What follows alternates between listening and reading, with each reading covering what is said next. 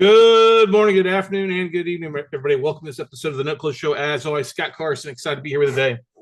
Today's episode, I figure I have to basically throw it out there like once every 12 months, once every 18 months. And with the flop at the box office this weekend by the Joker movie, I thought it relevant and maybe a little smart marketing wise to kind of dive into and use this as a case of educating you to avoid the note jokers, or as I like to say, the joker brokers out there. As a note investor for coming on about 20 years here, I had a great call today with a guy that's followed me for about 15 years. He actually we met online. He tried to send me something for sale off of the FCI exchange, which is no longer around, which I used to joke with. We joked on the phone. And I said, don't send me this crap. It's just available out there. And I thought, you know what? Let me bring this up to you because I've been getting tapes from different people. And look, there's more inventory popping up. There's more stuff on the residential side. There's more stuff on the commercial side. If you just get out and market, there's no reason for you to recycle a list off of Crap Stack or any other listing website out there. 10x, auction.com. Those websites are out there. And if you're a proven note buyer and you've bought stuff, you can track this stuff down that it's kind of been recycled. So if you're looking to get into wholesaling or brokering notes, don't do that. Don't reach out to one of these websites, do a download list, and then try to pawn it off as something fresh. Seasoned note buyers don't want to deal with joker brokers. So don't do that. If you're a true buyer, we don't want to deal with brokers who are brokering something that they don't control over. Now, there's nothing wrong with bringing a list from a fresh list or a fresh source or a fresh bank. We understand that. And I don't mind paying fees to traditional brokers who have something. But if you're a joker broker, which is somebody who doesn't control anything, who doesn't know what's going on with the asset, can't make an introduction to somebody at a bank, then don't waste your time. Okay. One of the things that I've been getting a lot of recently is I've getting folks that have reached out to our short videos. We've been working really hard on sharing 1-minute videos on asset case studies, note tapes, things like that. And we've been getting some pretty big buyers, not like one-off buyers, but people that are buying 30, 50, 60, $100 million apartment complexes. Like, how the heck are you finding this stuff? I had a guy from New York call me today. He's like, my TikTok videos referred to him. He went and checked me out on LinkedIn, connected with me, and had a good phone call today. We talked for about 25 minutes.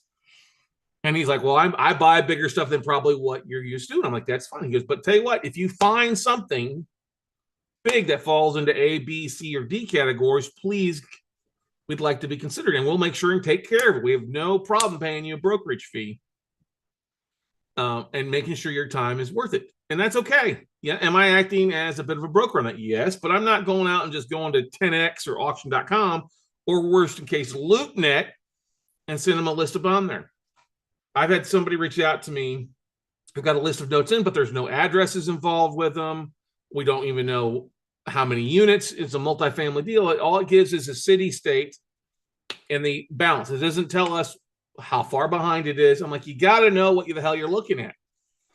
That's the first thing. If you start sending stuff out without addresses, sanitized lists, you are a joker broker. Now, there is one big company out there who has been forced.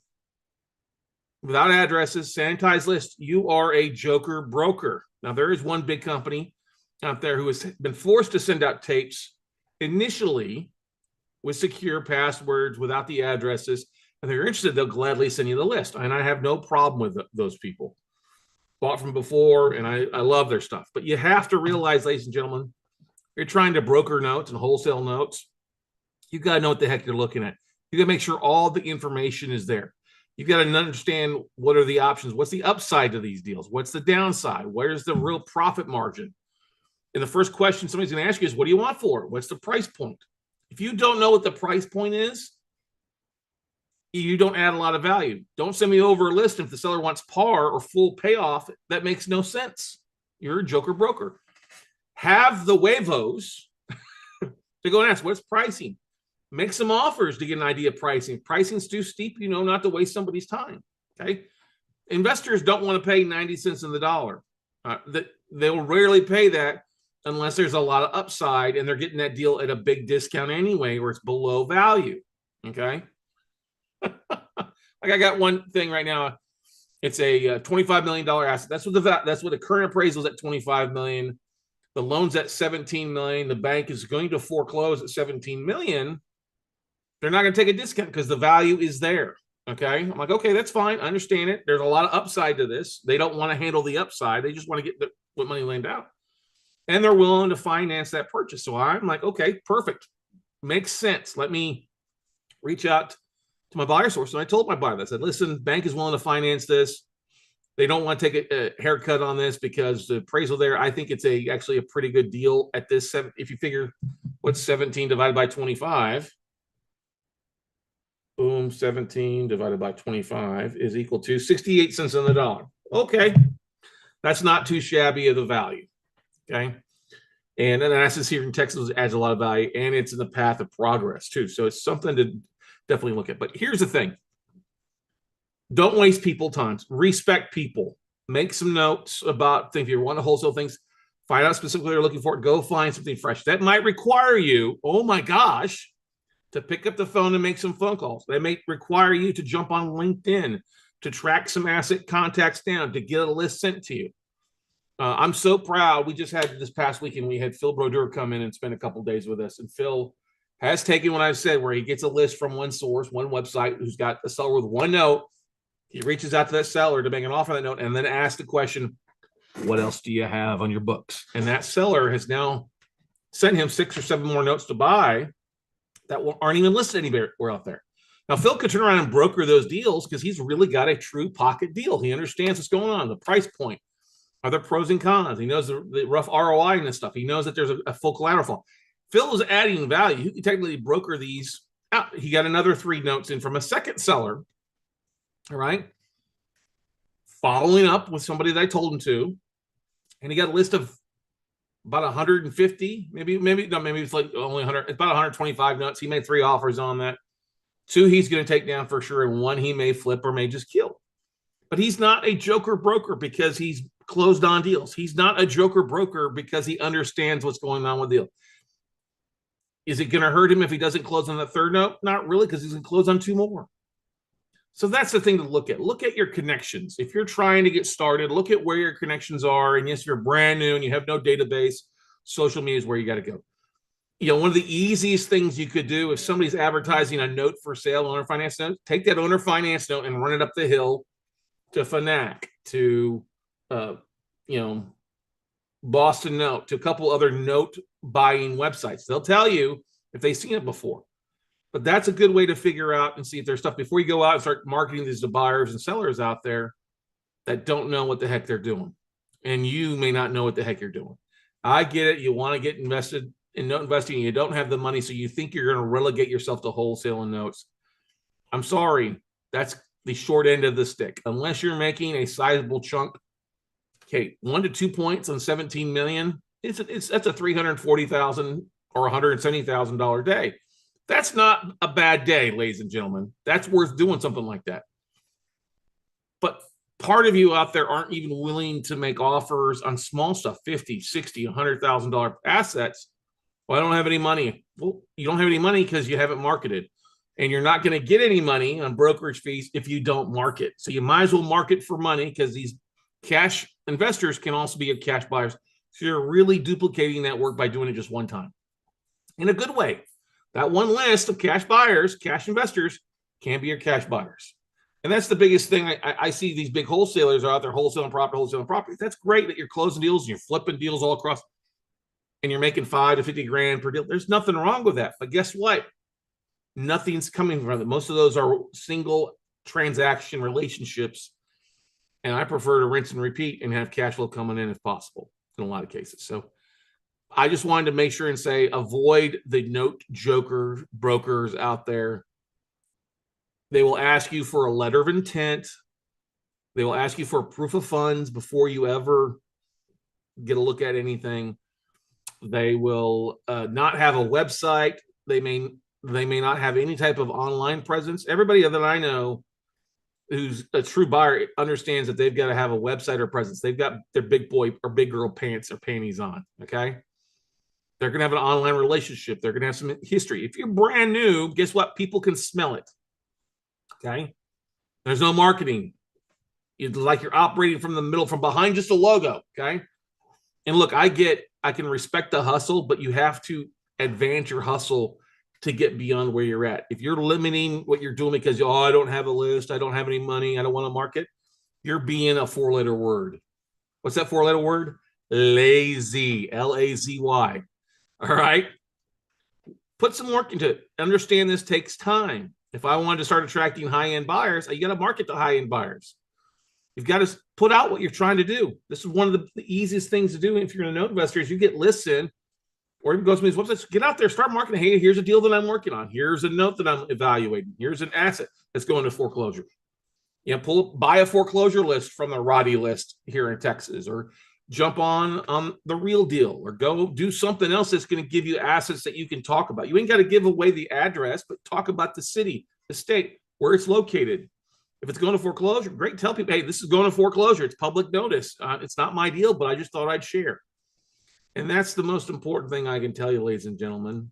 If you want to make money, you got to share. You got to share the details. You got to know the details and get out and take some action and go to work. It's not done overnight trying to make something out of nothing where you put 10 minutes into something. Doesn't work. Yet, have I made money wholesaling? Yes, I've made money wholesaling before. We made one of my first deals I ever did was $100 assignment fee turned into a $40,000 payday for me on a property here in Austin, Texas.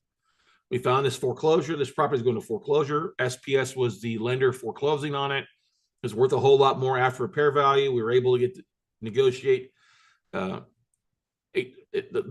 lender stopping the foreclosure. We got it under contract for a sale. We flipped that contract and made $75,000 on the deal for $100. Now, it took a couple hours, but it also took having a network and marketing the deal. Okay, I had to do those two things, not just go to a Facebook and say, hey, I got a deal or got this. That's so beat up and burnt out if you don't know what the hell you're talking about. I got a lot here in this zip code that I'm willing to wholesale. Okay, you're not adding value. What's the after repair value? What does the property look like? You don't have a way to give the address, but tell us something about it. Don't be a joker. We don't need that. Okay, we don't need a Harley Quinn. We need somebody who's real buyers and real sellers out there. And yes, you don't have to technically be in control of the asset to broker some deals, but it sure as hell helps if you understand what the hell's going on, so you're not wasting anybody's time or energy. Okay, so that's my public service announcement to the note industry. Avoid the jokers, especially the note joker brokers out there. Don't call somebody and say, I'm a buyer's rep or a seller's rep or a buyer's mandate or a seller's mandate, or that you got $20 million a month to buy non-performing notes. Blech. That's the first sign that you're a joker broker. People taught that a few years ago, and the people that taught it didn't close on all stuff that are no longer around anyway. So don't just say, hey, I'm a note buyer. I'm buying notes for my own portfolio. What do you have in your books that you're looking to get rid of? Okay. No banks are asking me when I talked to this bank today about this 17 minute. They didn't ask for proof of funds. I asked for some information. They sent me what they have. I said, great, awesome. I appreciate it. What do you have in your books? Tell me about this one asset. I saw it was supposed to go to foreclosure. Did you foreclose? You did? Okay. What's your plans? Do you have any information you can provide me? Yep, sure can. Awesome.